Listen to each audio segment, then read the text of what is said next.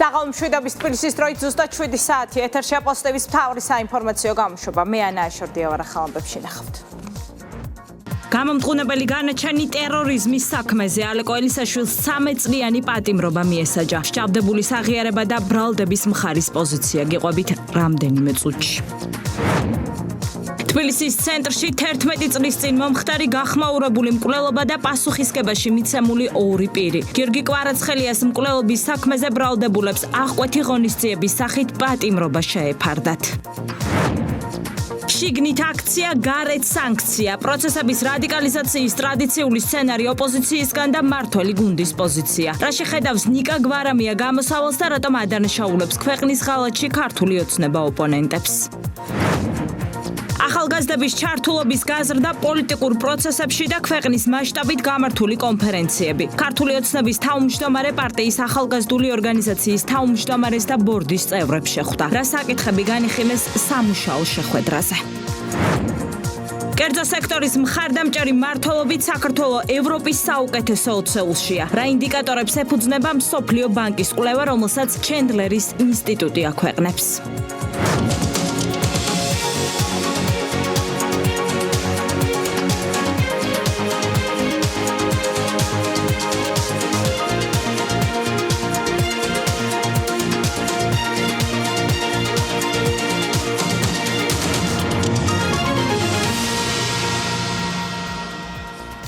საქალაქო სასამართლომ ტერორიზმის საქმეზე ალეკო ელისაშვილი დამნაშავე ცნო. სასამართლოს შენობის გადაწვის ეპიზოდზე ელისაშვილს 13 წლიანი პატიმრობა შეეფარდა. მსჯავრდებულმა პოლიტიკოსმა ჩადენილი კიდევ ერთხელ აღიარა, თუმცა სინანული მხოლოდ დანაშაულებრივი გეგმის განუხორციელებლობის გამო გამოხატა. გამოძიების ინფორმაციით ელისაშვილის გეგმა საქალაქო სასამართლოს შენობის გადაწვა იყო, რაც უტყუარი მტკიცებულებებით მათ შორის ვიდეო ჩანაწერით დასტურდება. ანა შანიძე გიამბობთ. ტერორისტული აქტის ჩადენის მცდელობის ფაქტზე ალეკო ელისაშვილი დამნაშავეა. ეს დღეს მოსამართლემ გამოტანილი გადაწყვეტილებით დაადასტურა და მძიმე დანაშაულში ბრალდებულს 13 წლით თავისუფლების აღკვეთა მიუსაჯა. სასამართლო პროცესზე გამოკვლეული მტკიცებულებებით დაადასტურდა, რომ გასული წლის 29 ნოემბერს ცეცხლსასროლი იარაღითა და საბრძოლო მასალით შეიარაღებული ელისაშვილი სასამართლოს კანცელარიის შენობაში შეიჭრა. ნივთებსა და დოკუმენტაციას დიდი რაოდენობით არნებადი ნივთიერება დაასხადა, ცეცხლის წაკიდებით ხანძრის გაჩენას სცადა. თუმცა განზრახვის სისრულეში მოყვანა მანდატურის სამსახურის თანამშრომლების მყისიერი რეაგირების გამო ვერ მოახერხა. ვიდეო მასალა, რომელიც ტერორიზმის საქმეში ერთ-ერთი მთავარი მტკიცებულებაა, ელისაშვილის მხრიდან მანდატურებზე თავდასხმის ფაქტსაც ასახავს. პროკურორის განცხადებით მოსამართლემ შეაფასა, რომ ელისაშვილს ტერორისტული მიზანი ჰქონდა. უფრო კონკრეტულად კი სასამართლო ხელისუფლების დესტაბილიზაცია. გამომტყუნებელი განაჩენის სააპელაციო წესით გასაჩივრებას გეგმავს დაცვის მხარე. როგორც მოსალოდნელი იყო ალექსანდრე ელისაშვილი დამნაშავეცნეს, რა თქმა უნდა, ჩვენ ამ შეფასებას ისეც გავაკეთებთ, როგორიცაც დასაწყისში პროცესის დასაწყისში ვსაუბრობდით. მოსალოდნელი იყო ის ყოველივე, რომ არ გაითვალისწინებდა დაცვის მხარის მტკიცებულებებს. სასამართლომ გაანმარტა ის, რომ გაიზიარა სწორედ ბრალდების მხარის მიერ წარდგენილი მტკიცებულებები, რომლებიც იყო უტყუარი, თანმიმდევრული, ისაუბრა უშუალოდ საქმეში არსებულ ვიდეო ჩანაწერზე, რომელშიც ნათლად იყო აღწერილი ბრალდებულის ყველა მოქმედება, ასევე ისაუბრა, რა თქმა უნდა, ფაქტის თვითმხილველი მოწმეების ჩვენებებზე, რომლებიც იყო ასევე თანმიმდევრული და სრულად აღადგენდა ალექსანდრე ელისაშვილის მიერ ბრალწარდგენილი ქმედების ჩადენის თითოეულ სურათს, ასევე სასამართლომ შეაფასა ის, რომ ბრალდებულის ქმედება ცალსახადად იყო ტერორისტული აქტის მცდელობა და მას გააჩნდა ტერორისტული მიზანი და ამ შემთხვევაში ეს იყო სწორედ სასამართლო ხელისუფლების დესტაბილიზაცია. გამომტყუნებელი განაჩენი არ მოусმენია თავად ელისაშვილს, რადგან ლელუს წევრი მოსამართლემ სხდომათა დარბაზიდან სასამართლოს უპატივცემულობის გამო გააძევა და პროცესი დახურა. უცენზურო გამონათქვამები ელისაშვილმა საბოლოო სიტყვაში გამოიყენა, რომლითაც ჩადენილი კიდევ ერთხელ აღიარა, თუმცა მძიმე დანაშაულის ნაცვლად მისი ბოლომდე ვერ შესრულება ინანა. ქალაჩუნობა მაღიზიანებს ეთერებში რომ დამსხდარან და ამბობენ ელისაშვილმა პოლიტიკოსისთვის შეუფერებელი საქციელი ჩაიდინაო. ქალაჩუნურად ფიქრობთ, მე თავს კი არ ვიმართლებ, პოლიტიკოსად არ დაუბადებულ ვარ, დავიბადე კაცად. მახსჯობდა პროტესტის გრძნობა და როგორც შემეძლო ისე ვიმოქმედე, თუმცა არ გამომივიდა. მაგას ვნანობ რომ დამიჭირეს. ისევე როგორც დაკავების დღიდან განაჩენის შემდეგ აცენისაშვილის პოლიტპატიმრად წარმოჩენას ცდილობს მისი პარტია. ლელოს ლიდერები მხარდასაჭერად სასამართლოში იმყოფებოდნენ. ოპოზიციური პარტიის წევრები ვერც მძიმე დანაშაულს ხედავენ და ვერც საქმეში არსებულ მტკიცებულებებს. ვერაფერი გადაფარავს სიმართლეს და ვერაფერი მათქმევინებს უარს ვიყო მებრძოლი კაცის ხომაგი. არ არსებობს მტკიცებულებები. ეს საქმე უნდა შეწყვეტილიყო. ვიდეო ჩანაწერი არ არის მტკიცებულება კანცელარია საქალაქო სასამართლოს იმპიჩია? არ არსებობს არანაირი ყვალი ალეკო ელისაშვილის დნმ-ის, არ არსებობს ის ფაქტი, რომ ალეკო ელისაშვილმა ჩაიდინა ტერორისტული აქტი. სამართლებრივი საქმის პოლიტიზების მცდელობებს უშედეგოს უწოდებს სახელმწიფო გუნდი, რადგან პრემიერის განცხადებით სახეზეა უმძიმესი დანაშაული. პარლამენტის თავმჯდომარე კი მიიჩნევს, რომ ვინაიდან ლელო ამ დრომდე ალდეს წევრია, ევროპულმა ალიანსმა პარტია საკუთარი რიგებიდან უნდა გარიცხოს. ეს ადამიანი შევიდა კონკრეტულ სახელმწიფო შენობაში და სადა მისი დაწვა. აქ საუბარი როა იმაზე, რომ თითქოს ადამიანი უდანაშაულა და შემდეგ ეს არის უმძიმესი დანაშაული. ეს ყველაფერი აჩვენებს აგენტურის სახეს და აჩვენებს რას, როდესაც ეს ადამიანები აგენტურა ელისაშვილის ამქმედებას აცხადებენ, ასე ვთქვათ, არადანაშაულებრივ ქმედებად, ეს ნიშნავს იმას, რომ თლიანად ამ აგენტურის განწყობა დამოკიდებულება სახელმწიფოს მიმართ არის ტერორისტული. ლიბერალებისა და დემოკრატების ევროპულმა ალიანსმა ალდემ ან უნდა აიძულოს პარტია ლელო გაემიჯნოს ტერორიზმს ან გარიცხოს ლელო საკუთარი რიგებიდან. სხვა შემთხვევაში თავად ალდე გახდება ტერორიზმის მხარდამჭერი გაერთიანება. ფაქტი ერთია, რომ ვიდეო სამართლოყურო კამერების ჩანაწერებში ყველა ვნახეთ, რომ ეს ადამიანი იმყოფებოდა სასამართლოს შენობაში და მათ შორის იყო მათ დაპირისპირებაც მოვიდა მანდატური სამსახურის წარმომადგენლებთან. შესაბამისად, ყველა ნებისმიერ ნათქვამი, რომ ფაქტების წინააღმდეგ განცხადება, ეს ისევ და ისევ იმ ოპერიდანაა, სადაც ფაქტს არ აქვს მნიშვნელობა და მთავარია აღქმები. მთლიანად ეს რადიკალური ჯგუფები, კოლექტიური ნაცები წარმოადგენენ კრიმინალურ სინდიკატს და კრიმინალური ბუნება იყო ყოველთვის მათი საქმიანობის ერთ-ერთი წარმმართველი. ამიტომ კრიმინალები საკუთარ საქმიანობას ამთავრებენ იქ, სადაც ეს ბატონები არიან. ალეკო ელისაშვილს ბრალდება წარდგენილი აქვს ტერორისტული აქტის ჩადენის სხვა ეპიზოდზეც. ამ შემთხვევაში საუბარია 2025 წლის 4 მაისს სასამართლოს არქივის ოთახის მიმდებარედ ხანძრის გაჩენის ფაქტზე, როდესაც ოპოზიციონერი პოლიტიკოსი იგივე აღჭურვილობითა და იდენტური ხელწერით სავენტილაციო მილზე ავიდა და ცეცხლი ფანჯარას და სადენებს მოუკიდა. ქართული ოცნების თავმჯდომარე პარტიის ახალგაზრდული ორგანიზაციის თავმჯდომარეს და ბორდის წევრებს შეხვდა სამუშაო შეხვედრაზე განიხილეს ახალგაზრდული ორგანიზაციის მიერ საქართველოს მასშტაბით ჩატარებული კონფერენციები და დისკუსიის ფარგლებში გამოკვეთილი საკითხები. პრემიერ-მინისტრმა პოლიტიკურ პროცესებში ახალგაზრდების ჩართვის აუცილებლობაზე ისაუბრა და აღნიშნა, რომ ამ კუთხით მომდევნო 2 წლის განმავლობაში მუშაობა აქტიურად გაგრძელდება.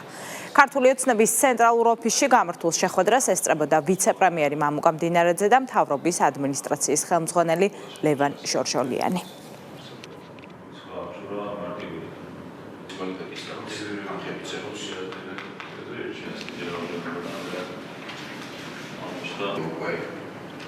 ჩვენ განვიხილეთ ის შეხვედრები, რომლებიც შედგა რეგიონებში. ბევრი საკითხი გამოიკვეთა ამ შეხვედრაზე, ასევე ჩვენი სამოვლო გეგმები გავიარეთ ახალგაზრდული ორგანიზაციის საქმიანობის თვალსაზრისით. ძალიან აქტიურად ვიმუშავებთ, განსაკუთრებით შემდეგი 2 წლის განმავლობაში ამ მიმართულებით დავსახეთ კონკრეტული გეგმები და აქტიური მუშაობა გაგრძელდება. ქვეყნის მართვა უნდა გადაიბარონ ახალგაზრდებმა მომავალში. აქედან გამომდინარე ძალიან მნიშვნელოვანია ამ მიმართულებით სწორად ჩვენი მუშაობის დაგეგმა და რა თქმა უნდა გედარხელ ვეთქვი, რომ აქტიურად ვიმუშავებთ ამ მიმართულებით შემდეგი განსაკუთრებით 2 წლის განმავლობაში. ყველა ვხედავდით თუ რამდენად კარგად ჩაიარა და რამდენად მნიშვნელოვანი იყო ეს ფორმატი, რომლითაც ვესაუბრებოდით ახალგაზრდებს, ვესაუბრებოდით მათთვის ყველა საჭირო თემაზე, არსებულ გამოწვევებზე რეგიონებში, ქალაქებში, სოფლებში და რაც ყველაზე მთავარი იყო ბოლო პერიოდში გვახსოვს თუ რამდენად იყო თავსმოხვეული პოლარიზაცია და საუბარი იმაზე, რომ თითქოს ქართული ოცნების ახალგაზრდულსა ზოგადად გუნდს არ ესაუბრებიან ახალგაზრდები და ჩვენ სრულიად საპირისპირო ვიხილეთ, ძალიან კარგად და დადებითად ჩაიარა ამ ყველაფერმა და ჩვენ ვფიქრობთ, რომ გაგრძელება აუცილებლად ექნება ამას, მუშაობთ ფორმატზე, დღევანდელი შეხვედრაც სწორედ მიმართული იყო ამისკენ, რომ პარტიის თავმჯდომარეს საერთოდ პრემიერ-მინისტრთან ერთად, ვიცე-პრემიერთან და ადმინისტრაციის ხელმძღვანელთან ერთად ვისაუბრეთ იმ ყველა საკითხზე, რაც ახალგაზრდების მხრიდან იყო დასმული, ყველა პრობლემაზე, ყველა გამოწვევაზე. ასეთი პირდაპირი კომუნიკაცია ბატონ პრემიერთან არის დასტური იმისა, რომ რეალობაში იქცევა ის ინიციატივები, რაც ახალგაზრდებმა გააჟღერეს, ხოლო ის გამოწვევები, რაც მათ დაასახელეს, აუცილებლად გამოსწორდება. მათ შორის აუცილებლად უნდა ვახსენოთ ის ორი ძირითადი პრობლემა, რომლებიც ახალგაზრდების მხრიდან დასახელდა, ეს გახლდათ მიგრაცია რეგიონებიდან, რასაც ბუნებრივია იწვევს ის, რომ ახალგაზრდებს კიდევ უფრო მეტი შესაძლებლობა უნდა ჰქონდეთ საიმისოდ, რომ დარჩნენ რეგიონებში, აქ ჰქონდეთ მეორე გამოწვევად უკვე გამოიყო ახალგაზრდული სივრცეების ნაკლებობა, რადგანაც მეტი ახალგაზრდული სივრცე კიდევ უფრო მეტ ახალგაზრდას შეკრებს ერთად და კიდევ უფრო ბევრ კარგ პროექტს დააგეგმინებს ერთობლივად. სტრასბურგის სასამართლოს პრეცედენტული გადაწყვეტილება, რომელმაც ხელისუფლების ინიციატივით შექმნილი ახალი სამმართველოს შექმნის მართებულობა დაადასტურა. ასეთია მართველი გუნდის შეფასება გადაწყვეტილებაზე, რომლის თანახმადაც ადამიანის უფლებათა ევროპულმა სასამართლომ სლოვენიელი ბლოგერის საჩივარზე დაადგინა, რომ საჯარო სივრცეში ადამიანების შეურაცხყოფის ფაქტების გამო მის მიმართ გამოყენებული სასჯელი სამართლიანი გამოხატვის თავისუფლების შეზღუდვა კი ამ შემთხვევაში აუცილებელი იყო. პრემიერ-მინისტრის შეფასებით სწორედ აღნიშნულ მიდგომას ეფუძნება ქართული კანონმდებლობაც, რომელიც გარედან თავს მოხვეული აგრესიისა და სიძულვილის პრევენციას ემსახურება. სიძულვილის ენის წინააღმდეგ ბრძოლის სასამართლოსთვის უკვე 150-ზე მეტი საქმე აქვს წარდგენილი საჯარო შეურაცხყოფის ფაქტებზე პროცესები დღესაც გაიმართა. დეტალებს ნინო საულქვაძე გიამბობთ. გამოხატვის თავისუფლება საჯარო სივრცეში შეურაცხყოფის უფლებას არ ნიშნავს. ეს სტრასბურგის სასამართლოს ახალი პრეცედენტული ვერდიქტია. ადამიანის უფლებათა ევროპულმა სასამართლომ სლოვენიელი ბლოგერის საქმეზე დაადგინა, რომ სიძულვილის ენისთვის გამოყენებული სასჯელი სამართლიანი და აუცილებელი იყო. ბლოგერი, რომელიც არაერთხელ იქნა სასამართლოების მიერ დაჯარიმებული, მის წინააღმდეგ სისხლის სამართლებრივი საქმეც აღიძრა და ადგილობრივმა სასამართლომ შეურაცხყოფისა და ცილისამებისთვის 6 თვით თავისუფლების აღკვეთა მიუსაჯა. სლოვენიელმა ბლოგერმა სარჩელი სტრასბურგის სასამართლოს მიმართა და მის წინააღმდეგ გამოყენებული პატიმრობის გამო ადამიანის უფლებათა ევროპული კონვენციის მეათე მუხლის დარღვევაზე მიუთითა, ხოლო არგუმენტად სიტყვის თავისუფლება მოიყვანა. სტრასბურგმა კანონის სისტემატიური იგნორირებისა და შეურაცხყოფელი კამპანიის გამო პატიმრობა გამოხატვის თავისუფლების შეზღუდვად არ მიიჩნია. სწორედ ამ ევროპულ მიდგომას ეფუძნება ქართული კანონმდებლობაც, რომელიც გარედან თავს მოხვეული აგრესიისა და სიძულვილის პრევენციას ემსახურება. ქართულ ოცნებაში ხაზს უსვამენ, რომ სტრასბურგის სასამართლოს პრეცედენტულმა გადაწყვეტილებამ ხელისუფლების ინიციატივით შინაგან საქმეთა სამინისტროში ახალი სამმართველოს შექმნის მართებულობა კიდევ ერთხელ დაადასტურა. ეს არის აბსოლუტურად ჩანსაღი გადაწყვეტილება. პრინციპი მარტივია, არ შეიძლება გასცაკანი მიეცეს სიძულვილს, აგრესიას სამართლებრივ საზოგადოებაში. ზუსტად ამ მიდგომას ეფუძნება სტრასბურგის სასამართლოს გადაწყვეტილება და ამ მიდგომას ეფუძნება ჩვენი კანონმდებლობაც, რომელიც მივიღეთ ცოტა ხნის წინ. თქვენ იცით, რომ ქვეყნის გარედან ჩვენ თავს გვახვევენ სიძულვილს, აგრესიას, რაც არის ქართული საზოგადოებისთვის არაორგანული მოვლენა. შესაბამისად, ჩვენ ყველაფერი უნდა გავაკეთოთ იმისათვის, რომ ამ გარედან თავს მოხვეულ ტენდენციებს დავუპირისპირდეთ. ამას ემსახურება კანონმდებლობა და ამისათვის შეიქმნა შესაბამისი დეპარტამენტი შინაგან საქმეთა სამინისტროში. ამ მიმართულებით მაქსიმალურად აქტიურად უნდა გაგრძელდეს მუშაობა. ეს არის პრეცედენტული გადაწყვეტილება. ფაქტი არის, რომ ჩვენს ქვეყანაში ეს სიძულვილის ტირაჟირება მიზანმიმართულად ხდება, ამიტომ ამ ადამიანებს ძალიან წყინთ, როდესაც აქ საქართველოში ეროვნულ დონეზე არსებობს შესაბამისი რეგულაციები და სტრასბურგის სასამართლოს გადაწყვეტილებები ზურგს უმაგრებს იმ ცვლილებებს, რაც ცოტა ხნის წინ ჩვენმა ხელისუფლებამ მიიღო. უშინწინდელი გადაწყვეტილება სლოვენიის წინააღმდეგ საერთოდ სისხლის სამართლებრივ პასუხისმგებლობასაც კი ითვალისწინებს შეურაცხყოფისთვის, ასევე ცილისწამებისათვის. შესაბამისად, ის რაც მისაღებია და ის რაც ევროპული კონვენციის შესაბამისია, რა თქმა უნდა მნიშვნელოვანია, რომ საქართველოს იყოს გატარებული, რაც ხდება კიდეც და ვნახეთ, რომ პრაქტიკაში უკვე სიძულვილის ენის შეურაცხყოფების შემცირება ხდება, რაც გამოწვეულია შინაგან საქმეთა სამინისტროს ეფექტური საქმიანობით. სტრასბურგის სასამართლოს პრეცედენტული გადაწყვეტილების პარალელურად საქართველოში სიძულვილის ენის გამოყენების ფაქტებზე ადმინისტრაციული საქმეების განხილვა გრძელდება. თბილისის საქალაქო სასამართლომ მუსიკოს მაია დარსმელიძის საქმე განიხილა, რომელმაც საჯაროდ შეურაცხყოფა მიეყენა ჟურნალისტ ნინო ჯღარგავას. დარსმელიძეს სასამართლომ 2800 ლარიანი ჯარიმა დააკისრა. სოციალურ ქსელში ვლადიმერ ბოჟაძისა და შალვა პაპუაშვილისთვის შეურაცხყოფელი კომენტარისთვის სასამართლომ სამართალდამხმოვაცნო ჟურნალისტი ვახო სანაია და 6000 ლარის ოდენობით ჯარიმა დააკისრა. სანაიას შეურაცხყოფელი კომენტარის გამო მანამდეც ჰქონდა დაკისრებული ჯარიმა, რაც ამ დრომდე არ გადაუხდია. მოცემული საქმე მნიშვნელოვანი იყო იმით, რომ ბატონი ვახტანგ სანაია თავის პოსტში თითქოს და ცდილობდა დისტანცირება მოეხდინა შეურაცხყოფელი გამონათქვამებისაგან და საზოგადოებას მოუწოდებდა არ გაემეორებინა ისინი. მაგრამ შინაგან საქმეთა სამინისტრო მიიჩნევს, რომ ეს იყო ფორმალური დისტანცირება და რეალურად აღნიშნული წარმოადგენდა ირონიულ და მოჩვენებით შეურაცხყოფის ფორმას. რაც ასევე სამართლებრივ ლიტერატურაში და სასამართლო პრაქტიკაში მიჩნეულია ამგვარად, შესაბამისად გაზიარებული იქნა სასამართლოს მიერ და დაჯარიმდა ბატონი ვახტანგ სანაია 6000 ლარის ოდენობით. მოწინააღმდეგე მხარემ ახსნა, რომ გაბრაზებული იყო ქალბატონი მაია და სწორედ ამიტომ მოხდა მისი მხრიდან შეურაცხყოფის მიყენება და მეორე შინაგან საქმეთა სამინისტროსგან მოითხოვა იმის დასაბუთება, რომ ქალბატონი ნინო ჟღარგავა ადამიანია და არა ხელოვნური ინტელექტი. ეს რა თქმა უნდა სცილდება ყოველნაირ სამართლებრივ დასაბუთებას, რაც ბუნებრივია ვერ იქნებოდა გათვალისწინებული. მოქალაქე ლევან ჭაფოძის მიმართვის საფუძველზე დაწყებული ადმინისტრაციული სამართალდარღვევის ოქმი განიხილა გურჯაანის რაიონულმა სასამართლომ. შეურაცხყოფის ფაქტზე იოსებ მარტაშვილი სასამართლომ სამართალდამხმოვაცნო და 500 ლარის ჯარიმის გადახდა დააკისრა. მოქალაქის მიმართ სიტყვიერ შეურაცხყოფის ფაქტზე სამართალდარღვევის ოქმი იქნა შედგენილი იოსებ მარტაშვილის მიმართ. გურჯაანის რაიონულ სასამართლოს დადგენილებით პიროვნება ცნობილი იქნა სამართალდამხმოვად და განისაზღვრა ჯარიმა 500 ლარის ოდენობით. სიძულვილის ენის წინააღმდეგ ბრძოლის სამმართველოს მთავარი მიზანი საზოგადოებაში სიძულვილის ენის პრევენციაა. თბილისის ცენტრში 11 წლის წინ მომხდარი გახმაურებული მკვლელობა და პასუხისგებაში მიცემული ორი პირი. გიორგი კვარაცხელიას მკვლელობის საქმეზე ბრალდებულებს აღკვეთი ღონისძიების სახით პატიმრობა შეეფარდათ. მიმავალში მყოფ დავით დეკანოსიძეზე ძებნა გამოცხადდება, თუმცა მოკლულის ოჯახის ინფორმაციით ის სომხეთში სხვა საქმეზე უკვე დაკავებულია.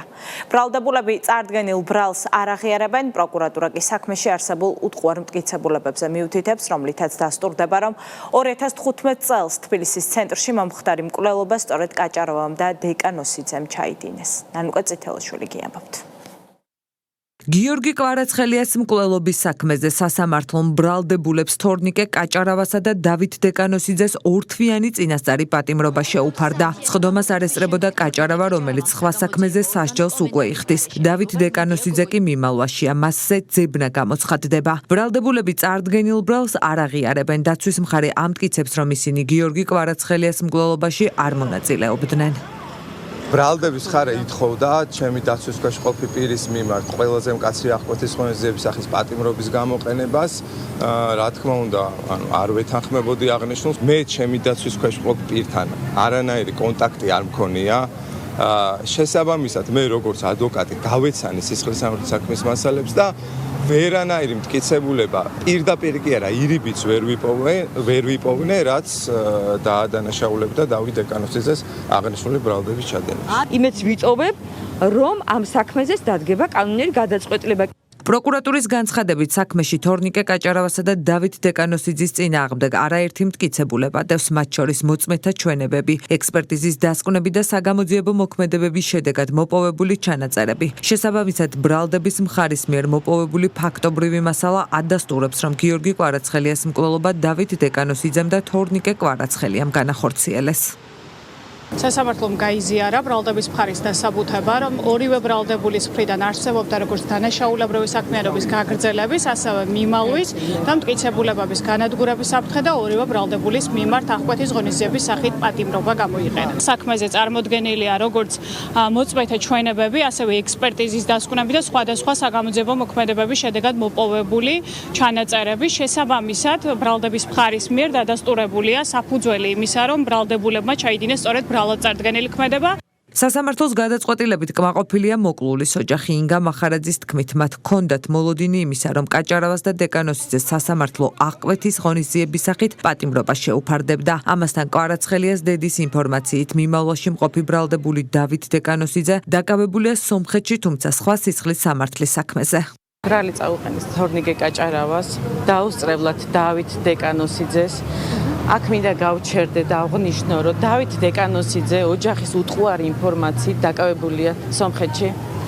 და იმედი გვაქვს სამართალდამცავი სტრუქტურების, რომ მოხდება უახლოეს დროში ექსტრადირება. სხვა მოლოდინი ჩვენ არც გვქონდა. მოხდა ის, რაც უნდა მოხდარიყო. გამოძიების ინფორმაციით დავით დეკანოსიძემ და თორნიკე კაჭარავამ კაჭარავას ძმასთან წარსულში მომხდარი უთანხმოების გამო გიორგი კვარაცხელიაზე შურისძიება და მისი ჯგუფურად მკვლელობა განიზრახეს. ბრალდებულებმა გიორგი კვარაცხელიას 11 წლის წინ მისივე საცხოვრებელი კორპუსის ეზოში ესროლეს. ის თავის არეში დაიჭრა და სამედიცინო დაწესებულებაში გარდაიცვალა. დანაშაული 17 წლამდე პატიმრობას ითვალისწინებს. ოპოზიცია ტრადიციულ გეგმას არ ღალატობს და მძიმე მდგომარეობიდან გამოსავალს ისევ საპროტესტო მუხტის გაღვივებასა და გარე ზეწოლაში ხედავს.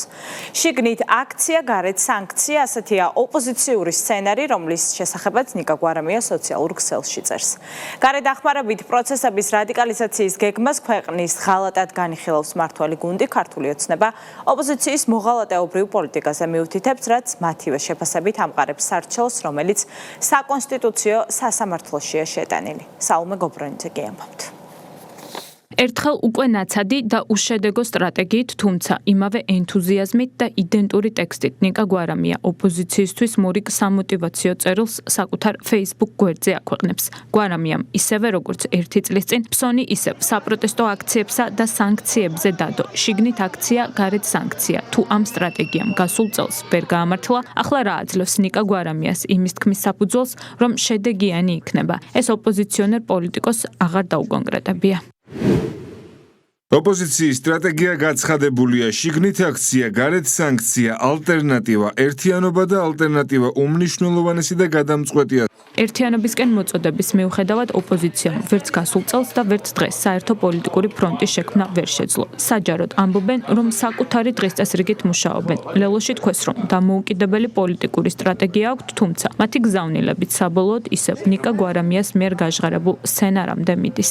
ჩვენ არ გვცალია იმისთვის რაღაცა კლანურ დაპირისპირებებში და იწილო გარჩევებში მონაწილეობდეთ ზოგიერთი კოლეგის მსგავსად. ჩვენ ვაგზავნებთ ჩვენს გზას, ჩვენს ამომრჩეველთან ერთად მუშაობთ, ქვეყნის შიგნით მუშაობთ, ქვეყნის გარეთ მუშაობთ.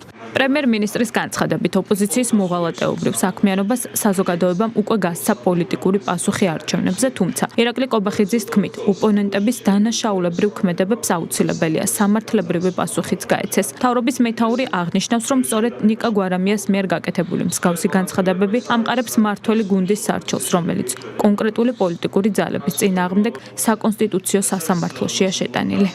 საქმე არის აღზრული ზუსტად ამ მიდგომასთან დაკავშირებით, რაც არის მოღალატეობრივი მიდგომა, რაც არის ფართოგაგებით დანაშაულებრივი მიდგომა. ნახოთ რა კვალიფიკაციას მიცემენ ამას საგამოძიებო უწყებები, მაგრამ ზუსტად ეს არის საკუთარი ქვეყნის ღალატი. შიგნით აქცია, გარეთ სანქცია, ანუ ქვეყნის შიგნით შეკრებო 150 კაცი იმისათვის, რომ გარეთ შექმნა ფონი მტრული საქმიანობისთვის. ამას 2024 წლებში სათანადო პასუხი გაცა არჩევნებზე საზოგადოებამ, თუმცა ეს არ არის საკმარისი. თქვენ იცით, რომ ჩვენ გვაქვს მომზადებული ასევე სარჩელი საკონსტიტუციო სასამართლოში, ზუსტად ეს მიდგომა ქვეყანაში აქცია, გარეთ სანქცია, ზუსტად ეს მიდგომა ამყარებს იმ სარჩელს, რომელიც არის შეტანილი საკონსტიტუციო სასამართლოში. ეს არის ღია ტრული დამოკიდებულება საკუთარი ხალხის მიმართ, საკუთარი სახელმწიფოს მიმართ. ქართული ოცნების წევრებისთვის გვარამიას ამ მოკლე ფრაზით კიდევ ერთხელ გამოჩნდა უკვე დიდი ხნის წინ გაშიფრული ნაცოპოზიციისთვის დირექტივების გამცემი, გარე აქტორების სურვილები, ქვეყნის გარედან ეროვნული ინტერესების დაზიანება, სანქციებით მუქარა და ამით ქვეყნის შიგნით პროცესების რადიკალიზაცია. ნიკა გვარამიას განცხადება კიდევ ერთხელ ცხადყოფს, რომ მისთვის და მისი დაჯგუფებისათვის, ბანდისათვის, კოლექტიური ნაწმოძრაობისათვის საერთოდ არ აქვს მნიშვნელობა, რას ფიქრობს ქართველი ხალხი. ისინი დამოკიდებულები არიან გარე აქტორებზე, გარე პატრონებზე, გარე მმართველობაზე, რომელიც საქართველოში დამყარებული იყო 2003-2012 წლებში. ისინი ახლოს გარედან არიან მმართველები და კიდევ ერთხელ აცხადებენ, რომ მათი მთავარი პოლიტიკური აქტივობა არის ქვეყნის გარეთ, მაშინ, როდესაც ხელისუფლების წყარო არის მხოლოდ ქართველი ხალხი. ამიტომაც არიან ისინი არაკონსტიტუციურები. მისი მეთოდი არის, რომ კიდევ ერთხელ საზოგადოებას უთხრა, რომ ის არ არის დამოუკიდებელი პოლიტიკური ფიგურა საქართველოში და ის მოქმედებს თავისი პატრონების სცენარით, რომლებიც ესე იგი ყოველგვარი დაუსაბუთებელი სანქციებით ემუქრებიან საქართველოს და ესენიც უნისონში აქ თვითონ რაღაც აქციებს დაახვედრებენ. ესენი არიან უცხოეთიდან სრულად მართული და მე არ გაუკვირდეთ რომელიმე ზოგჯერ უსამშობლოს დაუძახებს, ზოგი აგენტს დაუძახებს, ზოგი კიდევ რას. მართველი გუნდი დარწმუნებულია, რომ გარე დავალებების, გამცემების და დირექტივების ადგილობრივი შემსრულებლების გეგმა ამჯერადაც წარუმატებელი იქნება, რადგან არც ოპოზიციას და არც პროცესების რადიკალიზაციას ქართველი ხალხის მხარდაჭერა არ აქვს. სააკაშვილის მიერ შემუშავებულმა პარტიის გარდაქმნის გეგმამ ნაცმოძრაობაში კრიზისი კიდევ უფრო გაახრმავა. განხეთქილების მიზეზი ეგრეთ წოდებული რეფორმატორთა საბჭოს შექმნის იდეაა, რომლის ხელმძღვანელობასაც ჯორჯოლიანის დახმარებით ციხიდან გეგმავს თავად სააკაშვილი. არაფორმალური ლიდერის გადაწყვეტილებებს მწვავედ ეწინააღმდეგება თინა ბოკუჩავა, რომელიც არჩევნების გარეთ შემართვის ახალი მოდელის დანერგვას შეცდომად მიიჩნევს და საბჭოს ლეგიტიმურობას ეჭვქვეშ აყენებს. კრიტიკის პასუხად ბოკუჩავას ჯორჯოლიანი ახსენებს, რომ არჩევნების გზით არც თავად დანიშნულა, თუმცა ეს ბოკუჩავასთვის აქამდე პრობლემა არ ყოფილა. ამასთან ჯორჯოლიანმა თავმჯდომარეობასთან დაკავშირებით აზრი კიდევ ერთხელ შეიცვალა და განაცხადა, რომ თუ მიხეილ სააკაშვილი ნაცმოძრაობის პრემიერობის კანდიდატობას დასთანხმდება, თავად პარტიის თავმჯდომარეობისთვის იბრძოლებს. დეტალებს სოსო ელისაშვილი გიამბობთ. ნაციონალურ მოძრაობაში შიდა დაპირისპირება შეუქცევად რეჟიმში გრძელდება. პარტიის უკვე ყოფილი თავმჯდომარე არაფორმალურ მმართველს და მის ფავორიტს ნანუკა ჟორჟოლიანს კიდევ ერთხელ დაუპირისპირდა. ბოკუჩავა შიდა პარტიულ არჩევნებს ითხოვს და ლიდერს ერთპიროვნული გადაწყვეტილებების მიღებას საყვედურობს. ყოფილი თავმჯდომარე აღნიშნავს, რომ მხარდამჭერების მიერ არ არჩეულ ჟორჟოლიანს ლეგიტიმაცია არ ექნება. ჩვენი ამომრჩევლის საკმაოდ დიდი ნაწილიც და ფართო საზოგადოებაც ერთგვარად დაბნეულია წესდებით გათვალისწინებულია, რომ გავაგრძელებ ამ მნიშვნელოვანი პასუხისმგებლობის მოვალეობის შესრულებას. ახლა საუბარია იმაზე, რომ თავმჯდომარის პოსტის გაუქმება მოხდეს. ფორმალურად, სამართლებრივად ეს ასე ვერ მოხდება. პირდაპირ დემოკრატიის მოდელიდან უცებ გადავინაცვლოთ სხვა მოდელზე, სადაც დემოკრატიას და ხალხის ხმას პრინციპში ვივიწყებთ, მე მგონი არც თუ ისე სწორია და ხალხის ნდობის და ლეგიტიმაციის მიღების რა გზა არსებობს? არჩევნები. თინა ბოკუჩავა მიხეილ სააკაშვილს სამეთყველო ენას და გაკეთებულ განცხადებებსაც უწუნებს. გარდა ამისა იხსენებს, რომ მაშინ, როდესაც მედიისთვის ბრიფინგი საერთოდ სხვა საკითხზე დაგეგმა, პარტიის ლიდერმა მასთან შეუთანხმებლად გაავრცელა წერილი, რომლის მიხედვითაც ის ნანუკა ჟორჟოლიანს უნდა შეეცვალა. მედიის ყურადღების მიპყრობაც ერთადერთ თემაზე მსურდა იმ დღეს, მაგრამ სამწუხაროდ იმ ბრიფინგზე მიმავალმა გზად შევიტყვე ამ პოსტის შესახებ. ძალიან არ მომწონს ეს ტერმინები, მინდა გითხრათ, იმიტომ რომ რა ვიცი, ხა მაგალითად მეც ვაკეში დავიბადე და გავიზარდე, მამა ჩემიც ვაკეში გაიზარდა, სვეტსკია და უნდა ჩამოვწეროთ, ხო, ესე ძალიან არასწორი სტიგმატიზირება ადამიანების, ძალიან ცრუ დილემების შემოტანა, ყალბი კლიშეების შემოტანა პოლიტიკაში. ნანუკა ჟორჟოლიანი თინა ბოკუჩავას მიერ დატოვებული მემკვიდრეობით უკმაყოფილოა და მისი სახით ხელის შემშლელ ფაქტორს ხედავს. სააკაშვილის ფავორიტის განმარტებით თავმჯდომარის ნაცვლად დროებითი მმართველი ორგანოს პრაქტიკის შემოღებაც იმ მიზნით მოხდა, რომ პარტია ერთპიროვნული გადაწყვეტილებების მიღებისგან დაზღვეული იყოს. ჟორჟოლიანი ბოკუჩავას ახსენებს, რომ ნაცმოძრაობაში ლეგიტიმაცია სააკაშვილისგან მოდის და ხაბეიშვილი 2 წლის წინ თავადაც არჩევნების გარეშე შეცვალა. ჟორჟოლიანი ამბობს იმასაც, რომ თავმჯდომარეობისთვის იმ შემთხვევაში იბრძოლებს, თუ მიხეილ სააკაშვილი ნაცმოძრაობის პრემიერობის კანდიდატობას დათანხმდება. ისეთი რთული ვითარება, ასეთი რთული მემკვიდრეობა პარტიას არ ქონია არასდროს. თავმჯდომარეობა არ უქმდება ნაციონალურ მოძრაობაში. შეიქმნა დროებითი საბჭო, იმიტომ რომ ერთი გადაწყვეტილების მიმღები არ იყოს ამ 6 თვის ვადაში. თინასთან კავშირზე იყო ჩემამდე ამ რეფორმატორების საბჭოს დეტალებზე. ამ უმრჩეველს ეძლევა შესაძლებლობა, ასე აირჩიეს თავის დროზე იყო ლევან ვარშალომიძესა და ნიკა მელიაშორის, ასე იყო ხაბესა და ნიკა მელიაშორის, ეს წესი დაირღვა ერთადერთხელ.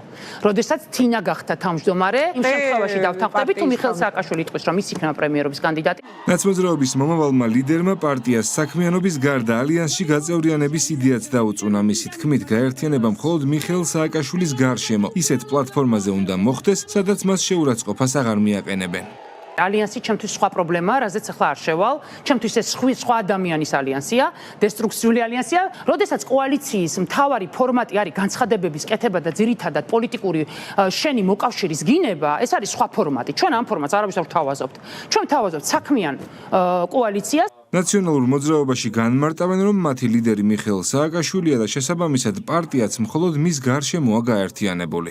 მათ ჩვენონ დემოკრატიული პარტიები, რომელიც არ არის ერთკაცზე აგებული. აი რომელი პარტია გახსენდება თქვენ რომელიც მრავალ ლიდერია ნაციონალური მოძრაობისგან და თავმჯდომარის არჩევნები ნაცმოძრაობაში მიმდინარე მოვლენებს პრემიერ-მინისტრი გამოეხმაურა და განმარტა, რომ აგენტურა მოშლილია. ირაკლი კობახიძის განცხადებით, ოპოზიცია ეგრეთ წოდებული პატრონების წინაშე პირველობისთვის იბრძვის, თუმცა მოსახლეობის მხარდაჭერა არ აქვთ. მთავრობის მეთაურმა ხაზი იმ ფაქტსაც გაუსვა, რომ კოლექტიური ნაცმოძრაობისთვის მხოლოდ საზოგადოების უარი საკმარისი არ არის და აგენტურა სამართლებრივ პასუხსაც მიიღებს. აგენტურა არის მოშლილი. ეს ხომ ოპოზიციაც არ არის, ეს არის ჩვეულებრივი უცხოური აგენტურა და აგენტურა გამომდინარე იქიდან რომ იბრძვის პირველობისთვის პატრონების წინაშე ამ კონკურენციაში ისინი ასე ვთქვათ ვერ ახერხებენ იმ წარმატების შენარჩუნებასაც კი რაც ჰქონდათ თუნდაც წლების წინ. არ არის საკმარისი მხოლოდ საზოგადოების პასუხი არჩევნებზე, ამას სჭირდება სათანადო სამართლებრივი პასუხი. ეს არის აგენტურა სჭირდება სათანადო სამართლებრივი შეფასება, მათ საბოტას სჭირდება სათანადო სამართლებრივი შეფასება და ამისათვის რა თქმა უნდა ხელისუფლება მაქსიმუმს გააკეთებს. მმართველ გუნდში უსვამენ ხაზს, რომ უცხო ქვეყნის სამსახურში მყოფ ადამიანებს საქართველოში პერსპექტივა არ გააჩნიათ. შესაბამისად, რა ფორმაციას შესთავაზებს ნაცმოძრაობის ერთპიროვნული ლიდერი მოსახლეობას მნიშვნელობა არ აქვს, რადგან საზოგადოება აგენტურას მხარს არ დაუჯერს. ყოველთვის ესე ძალიან მძიმედ უბადრუკა დამთავრებს საკუთარ საქმიანობას ლუსტრირებული და გამოვლენილი აგენტურული კანტორა. რაც შეეხება სააკაშვილს, რა თქმა უნდა, ის ამ კანტორის ხელმძღვანელი იყო ყოველთვის, ვინაიდან აგენტების სიაში ყოველთვის იყო დაწინაურებული და ერთგვარი ნაცვლის ფუნქცია ყოველთვის ჰქონდა ნაციონალურ მოძრაობაში და ამ ფუნქციის დაკარგვა, რა თქმა უნდა, მომავალშიც არ უნდა. აგენტებს და უცხო ქვეყნის სამსახურში, უცხო ძალების სამსახურში მყოფ ადამიანებს არანაირი პერსპექტივა საქართველოში არ გააჩნიათ. ნაციონალურ მოძრაობამ მხოლოდ არის მიხეილ სააკაშვილი და მისი მწამებლური სისტემის შემქმნელი ბანდის წევრები. შესაბამისად, საერთოდ ნაკლებად მნიშვნელოვანია ვის აირჩევენ თუ არ აირჩევენ თუ რა ფორმით ჩაატარებენ. ფაქტი ეს არის, რომ ეს ეგრეთ წოდებული პარტია მნიშვნელოვანია, რომ სამართლებრივად იყოს შეფასებულიც და ერთხელ და სამუდამოდ გავედით პოლიტიკური ველიდან. ამ დროისთვის ნაცმოძრაობას არც თავმჯდომარე ყავს და არც მმართველი ორგანო, რაც შეეხება სააკაშვილის მიერ ინიცირებულ ეგრეთ წოდებულ რეფორმატორთა საბჭოს, მისი დაკომპლექტება თვის ბოლომდე იგეგმება. კიდევ ერთი საერთაშორისო რეიტინგი და მთავრობის მუშაობის მაღალი შეფასება. საქართველოს კერძო სექტორის მხარდამჭერი მმართველობით ევროპის საუკეთესო 20-ში, მსოფლიოში კი 31 ადგილზე გავიდა. მონაცემებს ჩენდლერის ინსტიტუტი კარგი მთავრობის 2026 წლის ანგარიშის ფარგლებში აქვეყნებს. მსოფლიო ბანკის გლობალური კვლევის მიხედვით ქვეყანა 7-მა საერთაშორისო შემფასებელმა ორგანიზაციამ და პროექტმა შეაფასა კერძო სექტორის განმავითარებელი მმართველობით საქართველოს უსწრებს ევროკავშირის კანდიდატ ყველა ქვეყანას ევროკავშირის და ნატოს წევრ 17 სახელმწიფოს. დეტალებით მარიამ რატიანი. საერთაშორისო ასპარეზზე აღიარებული მორიგი წარმატება. კერძო სექტორის განმავითარებელი მმართველობით საქართველოს მსოფლიოში 31 ადგილზე, ევროპაში კი საუკეთესო 20-ეულის რიგებში მოხვდა. კვლევას ჩენდლერის ინსტიტუტი კარგი მთავრობის 2026 წლის ანგარიშის ფარგლებში აქვეყნებს. აღსანიშნავია, რომ საქართველოს ევროკავშირის კანდიდატ ყველა ქვეყანასა და როგორც ევროკავშირის, ისე ნატოს წევრ 17 ქვეყანას უსწრებს. ირაკლი კობახიძის განცხადებით, აღნიშნული მონაცემები საქართველოს მიერ ეკონომიკის კუთხით გატარებული პოლიტიკის ლოგიკური შედეგია. ჩვენ გვაქვს მაქსიმალურად ჯანსაღი ეკონომიკური პოლიტიკა. ამის ნაწილია, რა თქმა უნდა, დამოკიდებულება კერძო სექტორის მიმართ. ყველა მიმართულებით საქართველოს არის მოწინავე და ჩვენ უსწრებთ არა მხოლოდ კანდიდატ ქვეყნებს, არამედ ევროკავშირის წევრ არაერთ ქვეყანას.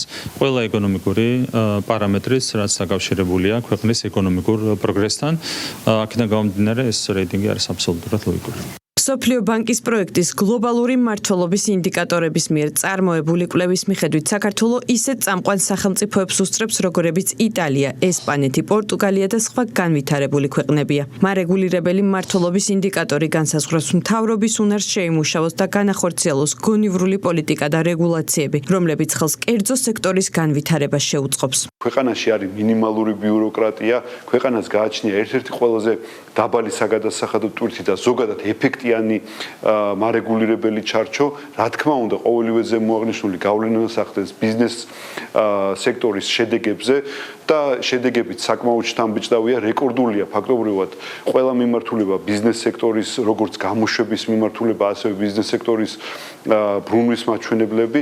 საქართველოს ყველაფერს აკეთებს ჩვენი მთავრობა, ყველაფერს აკეთებს იმისათვის, რომ კერძო სექტორი იყოს მხარდაჭერილი, რომ ჩამოყალიბდეს ძლიერი საშუალო ფენა, რაც ბუნებრივია არის კეთილდღეობის გარანტია საქართველოსათვის. კვლევის შედეგები არ უკვირთ მმართველ გუნდში. საპარლამენტო უმრავლესობის წევრების თქმით, ისეთი გავლენიანი ორგანიზაციების კვლევები, როგორც ჩენდლერის ინსტიტუტია, ხაზ საქართველოს მთავრობის ეფექტიან მუშაობას კიდევ ერთხელ უსვამს და ევრობიუროკრატების მიერ მიღებულ სუბიექტურ რეზოლუციებს ობიექტურ პასუხს ცემს. ჩენდლერის ინსტიტუტის კვლევები არის ერთ-ერთი მნიშვნელოვანი და ობიექტური შეფასებელი საერთაშორისო დონეზე და მისი ავტორიტეტი არის ძალიან მაღალი და ფაქტი არის, როდესაც ობიექტურ შეფასებებს ეფუძნება კვლევები და ინდექსები საქართველოს ყველა მიმართულებით უკავია მოწინავე პოზიციები. აი ამ შეფასებების ფონზე კიდევ ერთხელ ხვდებით ამგვარი ფარატი ნაფუძლები არის ის რეზოლუციები, რომელსაც ცალკეული ევროინსტიტუტები იღებენ საქართველოს წინააღმდეგ. რამდენი შემთხვევა უნდა იყოს, როდესაც ფაქტები ეწინააღმდეგება ევროპულ სტრუქტურების, სხვადასხვა დანაყოფების, სხვადასხვა ბიუროკრატიის წარმომადგენლის აქმის ჩამოყალიბების მცდელობას. სახელმწიფოსა და კერძო სექტორის სინერგიით ერთად ვიზრუნოთ ამ ქვეყნის განვითარებისთვის. რაზის ხელშესახები მაგალითებიც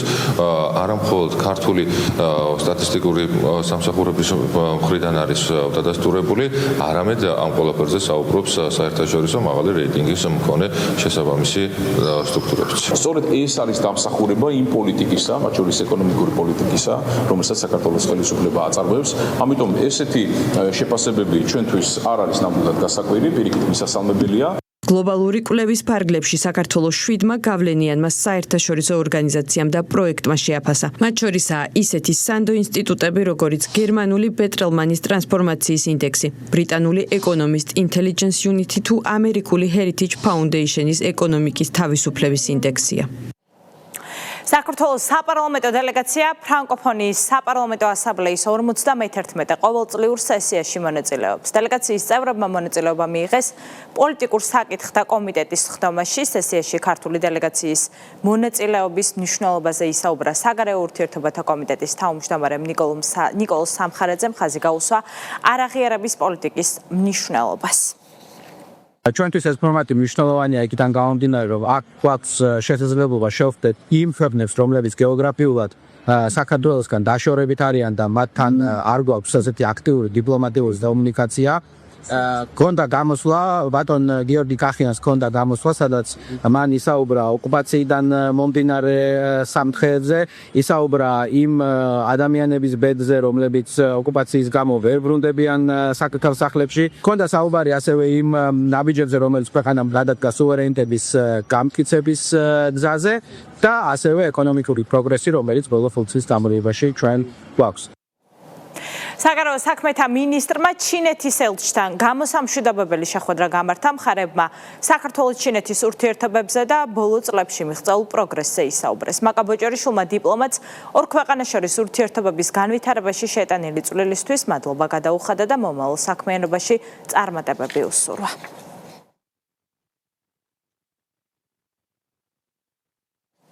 საქართველოს ტურისტულ პოტენციალს ინდოეთში გაეცნენ ტურიზმის ეროვნული ადმინისტრაციის მარკეტინგული კამპანიის ფარგლებში ბენგალურუსა და ჩენაიში საქართველოს შესახებ როუდ-შოუ გაიმართა. მასშტაბურ ღონისძიებაზე საქართველოდან 10 ქართული ტურისტული კომპანია მონაწილეობდა. ინდოეთიდან მაღალმხარჯველი ტურისტული ნაკადების მოზიდვისა და ცნობადობის ამაღლების მიზნით გაიმართა B2B შეხვედრები. ლევან წუწუნავა დეტალებით.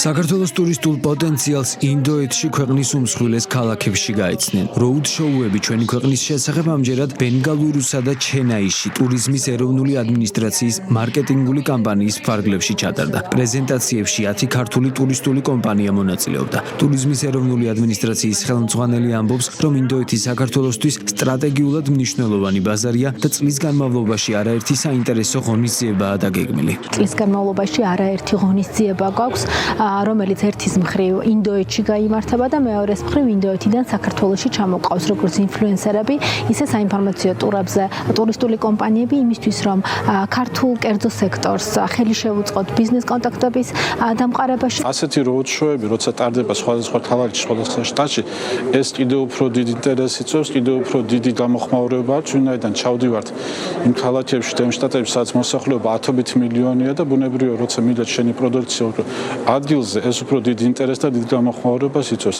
პრეზენტაციების პარალელურად ქართული და ინდური ტურისტული კომპანიების წარმომადგენლებმა შეხვედრები გამართეს და სამომავლო თანამშრომლობის პერსპექტივები განიხილეს. საუბარი შეეხო საქართველოში ჯგუფური ტურების მოზიდვას, საქმიანი და სათავგადასავლო ტურიზმის, სამედიცინო და გამაჯანსაღებელი ასევე საზღვაო და სამთო მიმართულებით.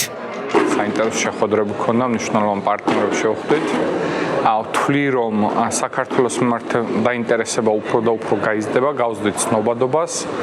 ბევრი ინდოელი ტურისტი ჩამოვა საქართველოში. დაინტერესება არის საკმაოდ დიდი და ყველაზე მეტად რაც მიხარია, ეს არის მაის ტურიზმის მიმართულებით. არა მარტო FIT ინდივიდუალური ჯავშნები, არამედ მაის ტურიზმის მიმართულებით. ინდოელი ტუროპერატორები ამბობენ, რომ საქართველოს შესახებ ინფორმაციის მიღება მათთვის ძალიან მნიშვნელოვანია, რათა ორ ქვეყანას შორის მყარი ურთიერთობები დამყარდეს. ხაზს უსვამენ, რომ უცხო ქვეყანაში საიმედო მოგზაურობას სწორედ სანდო პარტნიორები სჭირდება.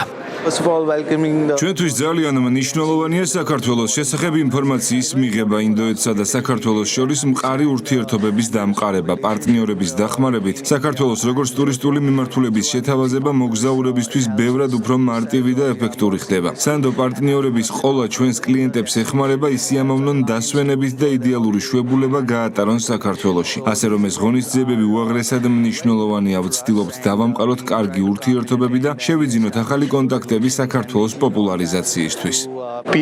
ქართველები არასდროს დამავიწყდება მათი სითბო და მეგობრული გარემო. ვფიქრობ, ინდოელებს ძალიან მოეწონებათ ქართული სტუმართმოყვარეობა. საქართველოს როგორც ქვეყნის მიმართ ხანდახან სულ სხვაგვარი აღქმა აქვთ. გონიათ, რომ საქართველოში ძალიან მკაცრი საიმიგრაციო წესებია. ან თითქოს ეს ქვეყანა ომის რეგიონში მდებარეობს. ჩვენ კი ვუხსნით, რომ საქართველოს ინდოელებს ძალიან მოეწონებათ და სამოგზაუროდ შესანიშნავი არჩევანია. კიდევ ერთი შანსი რომ მომეცეს მზად ვარ საქართველოში კვლავ ერთხელ ვიმოგზაურო. ტურიზმის ეროვნული ადმინისტრაციის მიერ ინდოეთის უმსხვილეს ქალაქებში განხორციელებული აქტივობები მიზნად ისახავს ქვეყნის ცნობადობის ამაღლებას და ინდოეთიდან მაღალმხარჯველი ტურისტული ნაკადების მოზიდვას. საქართველოს გერმანელი ღვინის მაგისტრი სტუმრობს მსოფლიოში ერთ-ერთი ყველაზე გავლენიანი ღვინის თემატიკის YouTube არხის ავტორმა იმერეთის ღვინის მწარმოებელი კომპანიები და საოჯახო მარნები მოინახულა. კონსტანტინ ბაუმი ქართული მეღვინეობის მრავალფეროვნებასა და ღვინის წარმოების ტრადიციებს გაეცნო. დეტალებით მარიამ ნებიერიძე. ციცქა, ცოლიკოური და კრახუნა იმერული ღვინოების სავიზიტო ბარათად ქცეული ჯიშები გერმანელი ღვინის მაგისტრის ყურადღების ცენტრში მოექცა მსოფლიოში ცნობილი ღვინის ექსპერტი კონსტანტინ ბაუმი რეგიონს პირველად სტუმრობდა. ვიზიტის ფარგლებში მან იმერული ღვინოები დააგემოვნა, ადგილობრივ მარნებს გაეცნო და რეგიონის გამორჩეული მეღვინეობის ტრადიციები შეაფასა. გერმანიიდან სტუმარი იყო ღვინის მაგისტრი კონსტანტინ ბაუმი. გავასინჯეთ იმერული ღვინოები, ციცკა, ცოლიკაური, კრახუნა, წითლებიდან ალანდასტური, ოცხანური საფერე. ძალიან მოეწონა. მარკეტინგის ნაწილში განვიხილავთ ჩვენ ასეთ ვიზიტებს. ასეთი ორგანიზაცია და მათი სტუმრობა ჩვენთვის და ნებისმიერი ღვინის მწარმოებელი კომპანიისთვის საქართველოსთან არის ძალიან მნიშვნელოვანი. კონსტანტინ ბაუმი მსოფლიოში ერთ-ერთი ყველაზე პოპულარული ღვინის თემატიკისადმი მიძღვნილი YouTube არხის მფლობელია 200,000-ზე მეტი გამომწერით და მილიონობით ნახვებით. მას საკუთარ ონლაინ მაღაზიაში წარმოდგენილი აქვს პერსონალურად შერჩეული ღვინოები. განსხვავებული კლიმატური პირობების წყალობით აქ სრულიად განსხვავებული სტილის ღვინოების წარმოებაა შესაძლებელი. უფრო უხვინალექი, განსხვავებული ტემპერატურული პირობები ღვინოების განსაკუთრებულ სიხალისეს, ცოცხალ ხასიათსა და განსხვავებულ არომატულ პროფილს ანიჭებს. ასევე ძალიან საინტერესო იყო სხვადასხვა მასშტაბის მარნების მონახულება და იმის გაცნობიერება, თუ რა პოტენციალი აქვს იმერეთს მომავალში. გერმანია ქართული ღვინისთვის ერთ-ერთ სტრატეგიულ ბაზარს წარმოადგენს. ეს ქვეყანა ევროპაში ღვინის ერთ-ერთი ყველაზე დიდი იმპორტიორი და მომხმარებელია, რის გამოც ქართული ღვინის ცნობადობის ზრდას განსაკუთრებული მნიშვნელობა ენიჭება. მსგავსი ტიპის მარკეტინგული აქტივობები განსაკუთრებით მნიშვნელოვანია ქართული ღვინის ცნობადობის ამაღლებისა და პოპულარიზაციის მიზნით გერმანიის ბაზარზე. ღვინის მაგისტრის მიერ მომზადებული ვრცელი სიუჟეტი ხელს შეუწყობს ქართული ღვინის პოპულარიზაციას არა მხოლოდ გერმანიაში, არამედ ევროპის სხვა ქვეყნებშიც. იუსტიციის მინისტრი ბათუმის იუსტიციის სახლის ცენტრალური ფილიალის თანამშრომლებს შეხვდა პატასალიამ ფილიალის საქმიანობის მოქალაქეთა მომსახურების პროცესისა და ყოველდღიური სამუშაო პრაქტიკის შესახებ ინფორმაცია მოისმინა. ყურადღება გამახვილდა მომსახურების ხარისხის კიდევ უფრო გაუმჯობესებაზე, ეფექტიანი სამუშაო გარემოს შექმნასა და მოქალაქეზე ორიენტირებული სერვისების განვითარებაზე. პატასალიამ თანამშრომლებს გაწეული საქმიანობისთვის მადლობა გადაუხადა და აღნიშნა, რომ იუსტიციის სამინისტროს ერთ-ერთი მთავარი პრიორიტეტი მაღალი ხარისხის სწრაფი და ხელმისაწვდომი საჯარო სერვისების უზრუნველყოფაა. ჩემთვის ძალიან მნიშვნელოვანია უშუალო კომუნიკაცია მქონდეს იმ ადამიანებთან, რომლებიც ყოველდღიურად ემსახურებიან ჩვენს მოქალაქეებს.